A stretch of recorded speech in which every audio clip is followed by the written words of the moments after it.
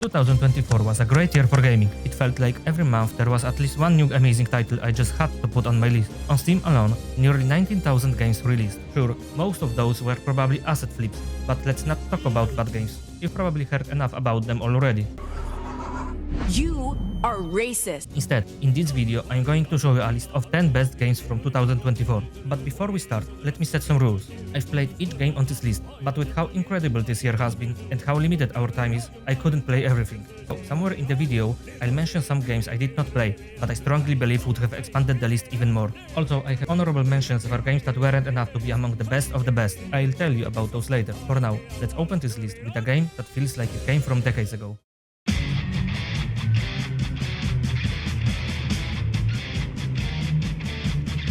You ever heard of a tower defense game where you not only place units, but also fight by yourself protecting the tower in the form of a divine maiden tasked by gods to cleanse a holy mountain? Yeah, me neither. At least until I played Kunitsu-Gami, a game made by Capcom that feels like a long-lost PS2 classic. The core gameplay involves entering a village, rescuing villagers, and escorting the maiden Yoshiro to the final torii gate of the stage. Each rescued villager can take on one of 12 unique roles, which you unlock as you progress. While the graphics are pretty dated, the art direction, music, and setting are all really unique. Even Capcom had a hard time categorizing this game, as they called it Kagura Action Strategy. Kagura refers to a real-life strategy dance which is performed constantly throughout the game. I had a lot of fun trying to keep everyone safe from all the eerie and creative designed demons. The first few hours can feel a little lackluster, but the game gradually evolves, throws at you new mechanics and different enemy types. I never played anything like this before. It's a unique and memorable title that deserves more attention, but even if it's on my list, it probably didn't make nearly the money as the protagonist of the next game. You ready for this, Kasuga? Yeah, let's do this.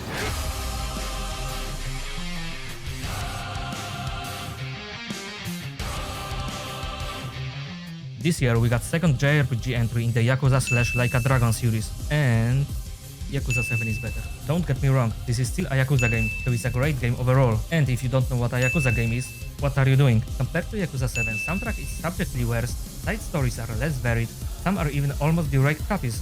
Looking at you, Sajimaru. Stop sucking! Oh, damn it! It's happening just like before! You can't change party members for the better part of the game. Jobs are unlocked too late and will feel less significant this time. The characters' base stats are enough, so you can stay with the starting job and be fine, which takes away some of the strategy. Story didn't have the same impact on me this time. It leans more into a social media theme, which I think is a good idea, but feel like wasn't executed good enough. Speaking of bad execution, the final boss fight. The game builds up the final boss to be some kind of a godlike figure, JRPG trope old as the genre, so you can imagine my disappointment when after fighting a freaking Leviathan, we get to fight just a normal dude with a machine gun. Also, RGG, can you let Kiryu live in peace already? So, if it's so bad, why is it on the list? Well, first of all, it's a Yakuza game, and second of all, gameplay is twice as good. You're no longer stuck in place when using skills and hoping for the enemies to move just a little bit to hit more of them. Special attack ranges are now visible. Positioning enemies has bigger impact than ever. Enemies no longer interrupt your movement as you try to target someone in the back row. It's smoother, faster, and more polished, with plenty of small quality of life improvements that feel so natural you might not even notice them. Even after all my complaints, these gripes aren't as terrifying as the next game on the list. James? Honey, are you confusing me with someone else?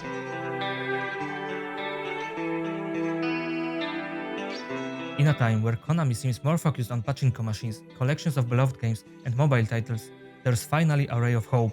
They let someone else make a good Silent Hill game. After years of silence, the cancelled PT project, and whatever the hell Konami was doing with Silent Hill, we've got a Silent Hill 2 remake developed by Bloober Team, makers of Layers of Fear. If you played the original, you already know the story. You play as James venturing into Silent Hill after receiving a letter from your supposedly dead wife. The core of the story is mostly the same, but a few changes were made. Some cutscenes from the original are gone, and character designs have been altered, which split the fandom to say the least. One big change is altering Maria's outfit to a more modern looking one. Personally, I don't mind, but original was full of details, and even minor changes at first glance can impact the game's lore. I'm not an expert about this, so I don't know if there were some crucial changes or not, but playing casually I didn't notice anything big. What was changed is the camera. Gone are the fixed cinematic angles, replaced by modern over-the-shoulder view. Melee combat is as clumsy as ever, but now you can dodge. Shooting is now just Resident Evil style, and you can heal without going to menus. Great, also you can destroy windows to get more supplies, and that's great, but there's too much ammo and healing. Every time I get hit, there is an antidote just around the corner.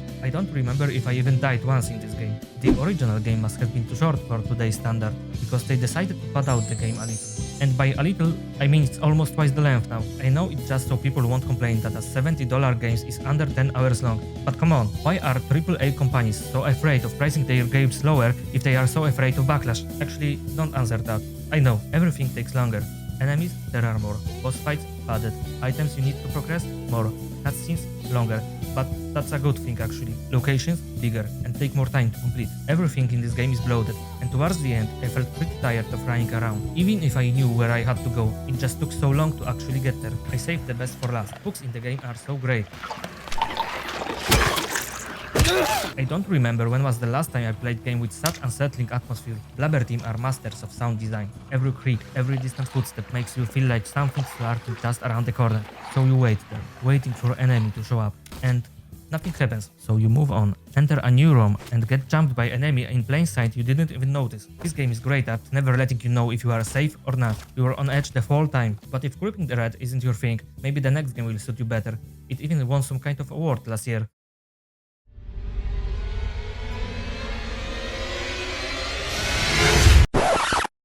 Wait, it's Astro Bot? Always has been. Here it is, the game of the year. But wait, isn't it only number 7? Yes, it is. I understand why this can't be number 1 for a lot of people, but I also think it doesn't deserve to be. It's a great game. For kids.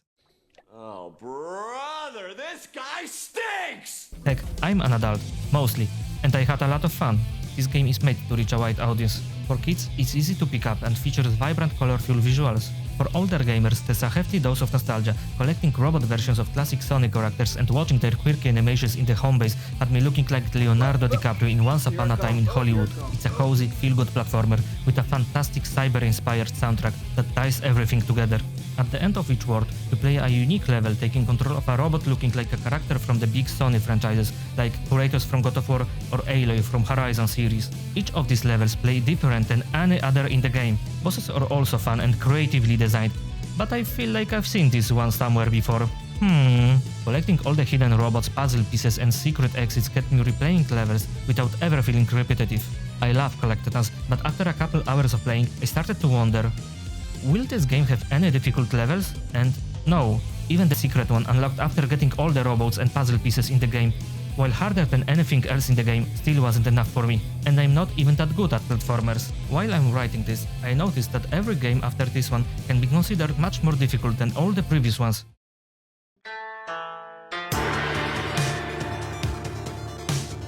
Alright, here's somewhat of a hidden gem and one of the few indie games I played last year. Shogun Showdown is a 2D turn-based tech-building roguelite ninja strategy game.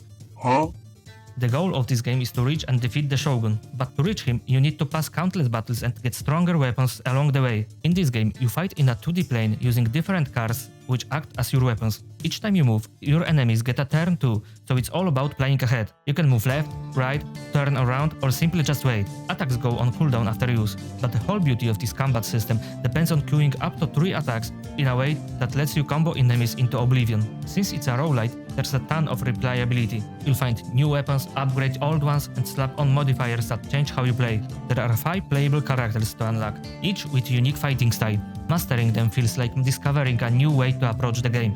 This game is turn-based, but after getting used to the movement, it gets fast.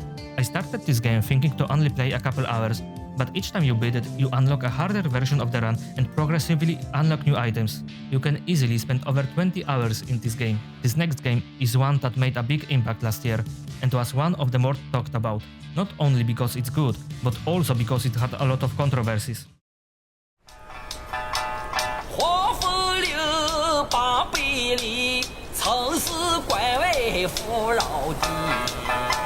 After years of waiting and a little internet drama, we finally got Black Myth Wukong last year. I believe it's a first single-player project of this scale from China, and it's pretty solid action game. You can even call it Dark Souls of action games, but it's not a Souls-like. Sure, it has elements of a Souls-like, like Estus-like hearing God, shrines that act like bonfires, big focus on bosses, and a minimal number of cutscenes that are not hard to understand. Not every action RPG is automatically a Souls-like, but I can settle for a Souls-like. You have only one moveset you can expand by unlocking new abilities from a skill tree. Combat is fast, flashy, and makes you feel powerful. Maybe even too powerful sometimes. At the beginning of the game, you get a stun ability, which lets you just unleash your strongest attack and decimate normal enemies. It's the most OP ability in the game, and it even works on bosses. Speaking of bosses, This game is a massive boss rush.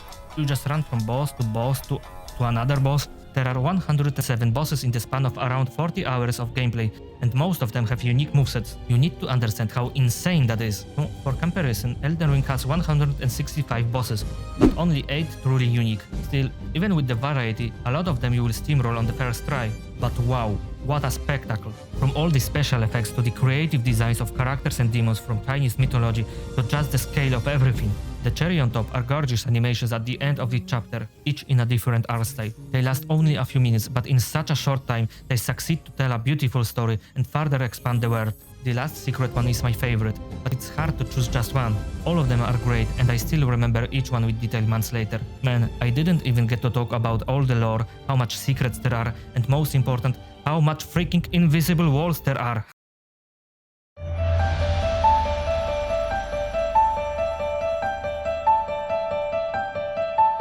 Imagine a world where aliens exist, but people think of them as gods. They pray, build statues of them, and maybe sacrifice a couple people now and then. Creepy, right? Now, what if I told you those aliens looked like cats? Yeah, still creepy. This unsettling world sets the stage for Nine Souls, a game that combines Hollow Knight-style exploration with the precise parries of Sekiro. If Black Myth Wukong isn't a Souls-like, then this game isn't either, but it's definitely a Sekiro-like Metroidvania. The game takes place in a futuristic world inspired by Asian fantasy. It's a fascinating blend of culture, mysticism, and advanced technology that constantly left me wanting to explore more. You play as Yi, an outcast rebel resurrected to take down the titular Nine Souls. Along the way, you'll meet a growing cast of allies who bring your base to life, offering upgrades and fun interactions to deepen the story. Major plot moments are presented through stunning hand-drawn manga-style animated panels, which I really like.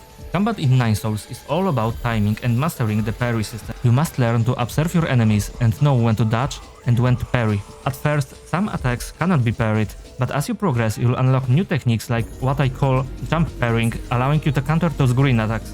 Once you've mastered the combat, this game turns into a rhythm game, especially during the boss fights. Each boss in this game is a carefully designed challenge. None of the main bosses are easy, and the satisfaction of finally beating one rivals the best moments from Software games. Since you can't rely on overpowered builds, the difficulty feels like Sekiro, maybe even harder. It's tough, but insanely rewarding for those who enjoy the challenge. Now, let's not forget that it's also a Metroidvania. You'll unlock new abilities to access previously unreachable areas, but these skills aren't just for exploration, they're equally useful in combat. Many Metroidvanias don't get this right. The new abilities should have multiple usages to not feel boring. From what I saw, Animal Well is great at this. That said, backtracking becomes tedious after a while. I get that it's a core part of the genre, but something about it felt especially tiring in this game. If you're searching for a Metroidvania with challenging combat or just need something to scratch that Sekiro itch, Nine Souls is an easy recommendation. Before we get into the top 3 games of 2024, let's take a moment to spotlight a few fantastic titles that almost made the cut.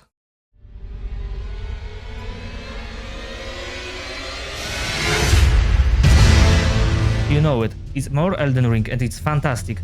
Now, it's so massive it feels more like Elden Ring 1.5 than a DLC. It adds more than 10 great unique bosses, and not only new weapons but the whole 8 new weapon types. That said, it also adds the worst upgrade system from all the From Software games, the Scadutory fragments. The idea of optional upgrade items isn't bad, but in my opinion, they should be locked behind bosses or optional challenges, not just lie in a random place forcing you to explore mostly empty map. Now, it's still a fantastic DLC and technically one of the best releases of the year, but it's still a DLC. It just doesn't seem right putting it in the top 10.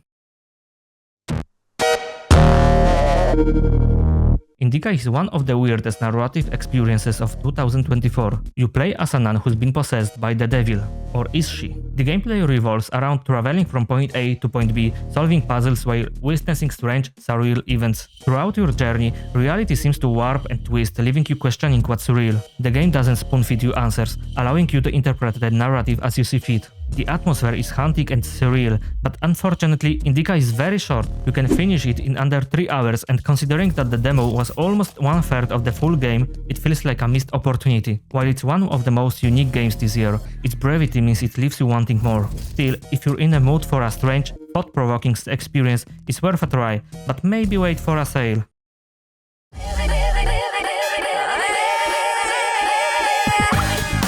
2024 started with a bang. Persona 3 Reload isn't just a remaster, it's a fully loaded reimagining of one of the most iconic entries in the series, and man, it's a blast. The story's themes of mortality, existential dread, and finding meaning in life still hit like a headshot. What Reload does so well is modernize the gameplay while keeping the soul of the original intact. The turn-based combat feels sharper than ever, with new quality of life features like full party control, thank god, and menus that hit the mark. Exploring Tartarus now feels more dynamic, and they've added new side quests and expanded social links, giving you even more reasons to lock and load with your teammates. However, Reload doesn't include the face content or the answer epilogue, and the absence of the female protagonist from Persona 3 Portable is a real misfire. Oh wait, there's the answer DLC? Wait, Atlus wouldn't lie, right?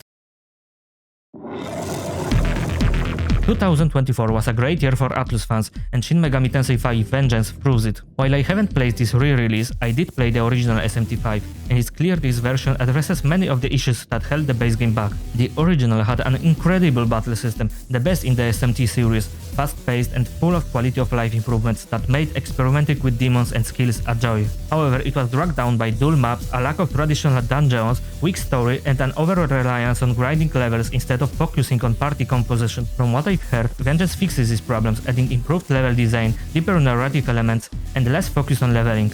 The original SMT5 had the best combat but felt like the weakest entry in the series. With Vengeance, Atlus might have finally found the right balance, making it the perfect excuse to jump back into Tokyo's demon-infested apocalypse.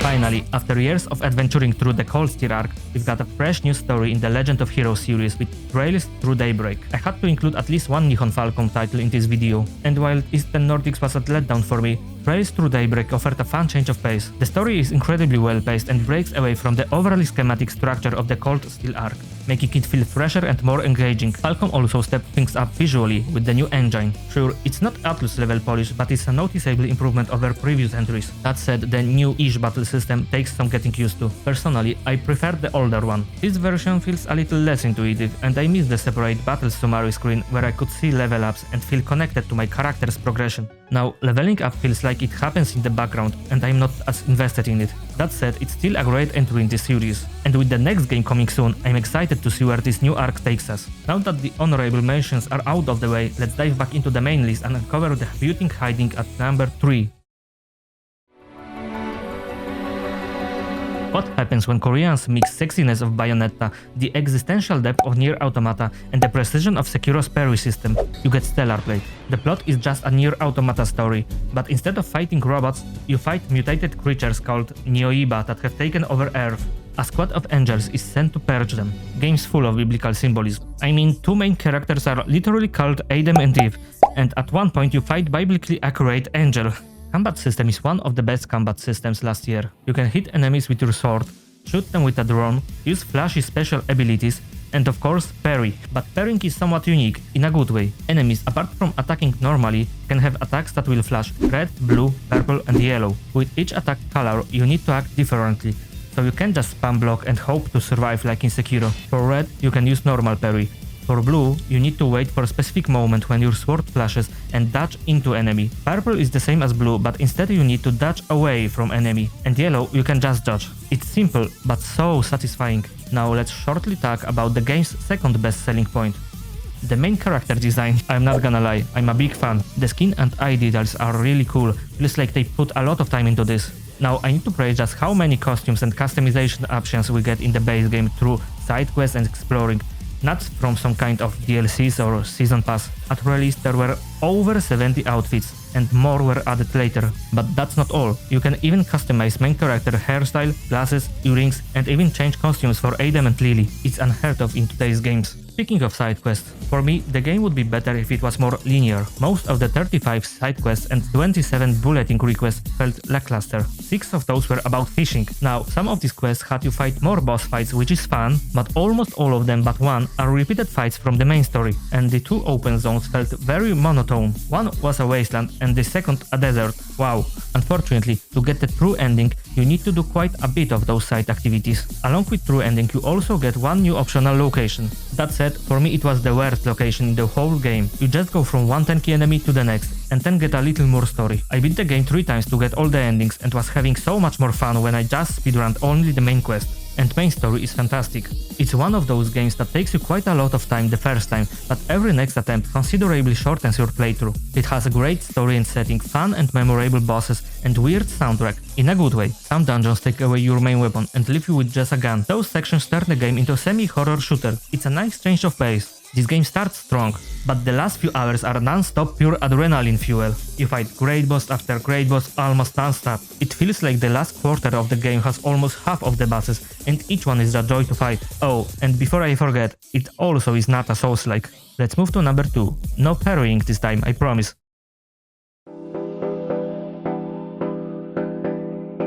Sometimes a game doesn't need a grand overarching story or groundbreaking visuals to shine.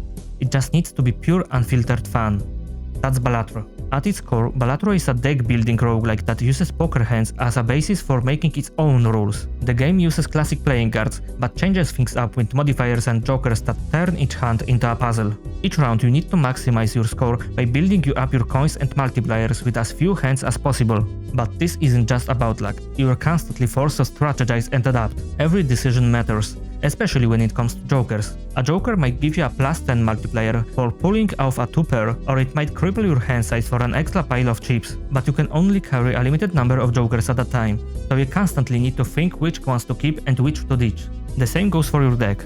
Maybe you find a fantastic joker, but it doesn't synergize with your current strategy, forcing you to restructure your deck mid-run. Or perhaps you have an amazing deck that needs specific jokers to truly shine, and you're forced to make painful cuts to fit them in. Balancing these choices is where this game is at its best, and just when you think you have an amazing deck and great jokers, the game hits you with a boss blind. Every 3 rounds, these challenges with various restrictions will test your deck. Maybe all your cards are drawn face down, or you're forced to hit a high score with just one hand. These moments force you to adapt your playstyle to beat the odds. As you play, you will unlock new jokers and decks with unique rules, adding even more depth. One deck might give you an extra joker slot, but limit the number of hands you play per round, while another randomizes all ranks and suits in deck. This constant flow of new content always keeps things fresh and rewarding. There is no epic story or grand finale, just the joy of breaking the game with ridiculous combos and seeing your score skyrocket. It's addictive, and it's easily one of the most satisfying experiences of 2024. Made by a single developer, Balatro is proof that games don't need groundbreaking graphics and massive budgets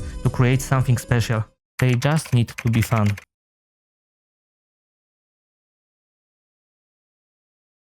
2024 had plenty of amazing games, but only one can claim the top spot. Let's find out what masterpiece stands above the rest as my number 1 pick.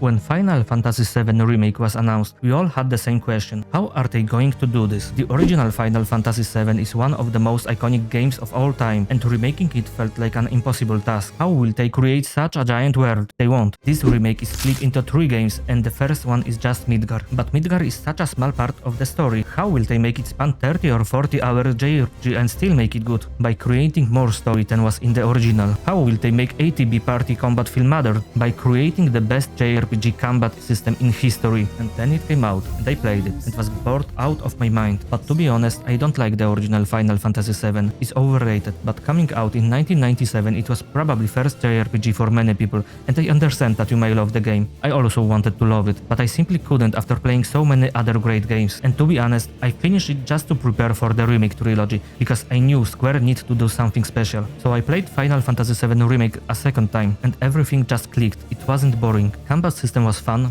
and engaging, perfectly blending turn-based party system with modern action combat. Often when playing JRPG titles that try to be more action-focused but still have party members, I just feel like they are not there. I am fighting by myself and they are doing whatever. They do not have any impact on the combat, and when they actually defeat an enemy, I am surprised they actually can. In Remake you don't control only one party member. I mean, you do, but it doesn't feel like it. You constantly switch back and forth between them to maximize your party possibilities, and all of them play and feel unique. They don't feel like switching between Cloud A, Cloud B, and Cloud C. They each have a part in every fight. Maybe there is a flying enemy, use Barret. Maybe you need to heal, use Aerith. Maybe you want to build that stagger meter, use Tifa. As Todd Howard once said, it just works. Rebirth picks up where Remake left off, pushing the story far beyond Midgar into the open world of Gaia. We are no longer closed in linear corridors of Midgar, but are free to explore vast fields with multiple villages and cities. Everything is bigger and better, maybe even too big for its own good sometimes. This scope introduces what we in gaming world call Ubisoft-esque towers. I understand how similar this world exploration looks to the Far Cry or Assassin's Creed series, but in my opinion it's done better, mainly because this world is driven by side activities and main story quests rather than being small points of interest put on big map filled with mindless collectibles to justify its open nature. Apart from standard side quests, world intel, chests and so on, each zone has a unique minigame available only in that zone, and each of those minigames has its own mini-story that goes along with it,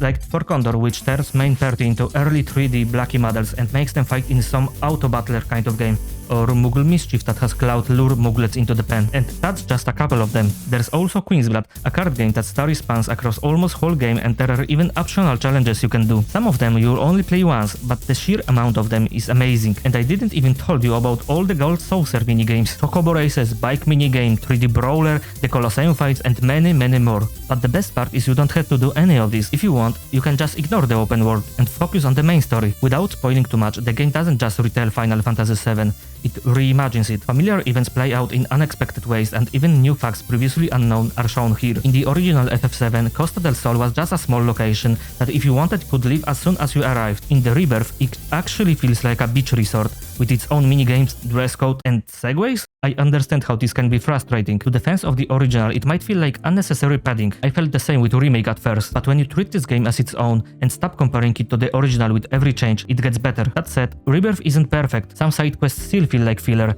and the pacing can slow down in the mid-game, but these issues are minor compared to the sheer ambition and quality of this game. Rebirth takes what was good in Remake and makes it great. From corridor maps to open zones, from 4 unique party members to 7. If this trend keeps up, the last part in the trilogy will be amazing. I can't wait. Final Fantasy VII Rebirth proves that Square Enix isn't just remaking a classic, they're creating a new one. And with that, my list of the best games of 2024 is complete, but I also want to shortly talk about 5 games that I didn't play but feel like would expand the list if I did. From what I've seen, Metaphor looks like Persona 6 in a fantasy world, with a combat system leaning more toward the mainline SMT series. If that's the case, I can't wait to play. The soundtrack alone has already won me over. It's so good you don't even need to play the game to appreciate it. Atlus has always been great at crafting modern post-apocalyptic settings, so I'm curious to see how they'll tell a story in a world where they can let their imagination run wild. This is a game that looked like it was headed for disaster. On December release date tied to a movie franchise, both are red flags, and the trailers gave me VR game vibes, which didn't help. But from what I've heard, it's a puzzle exploring game that reminds me a bit of a Hitman series. You're dropped into a map, tasked with completing objectives while navigating the environment and solving puzzles. Combine that with writing that nails Indiana Jones' mix of seriousness and humor, and it's definitely going on my backlog. This remake takes one of the most beloved Dragon Quest entries and reimagines it in the stunning HD 2D style. I've always admired how this series has stayed true to the turn-based combat, perfecting it over the years. When the remake was announced, I decided to hold off on playing the original. Dragon Quest never disappoints, and this feels like the perfect blend of nostalgia and modern design. I love the Resident Evil series. It's the perfect mix of horror, exploration, and resource management. Cloud Country seems like an homage to old-school Resident Evil, and if it's even half as good as the classics, I can't wait to dive in. This game looks like someone mixed SpongeBob's humor and aesthetics with Souls-like mechanics. It's the kind of silly premise that makes challenging gameplay even more enjoyable. As a fan of both Souls-likes and SpongeBob, this is a must-play for me. Okay, this is really the end. If you're here, thank you on clicking on this video. Now, I want to hear what were your favorite games of 2024. Feel free to tell me about it in the comments below.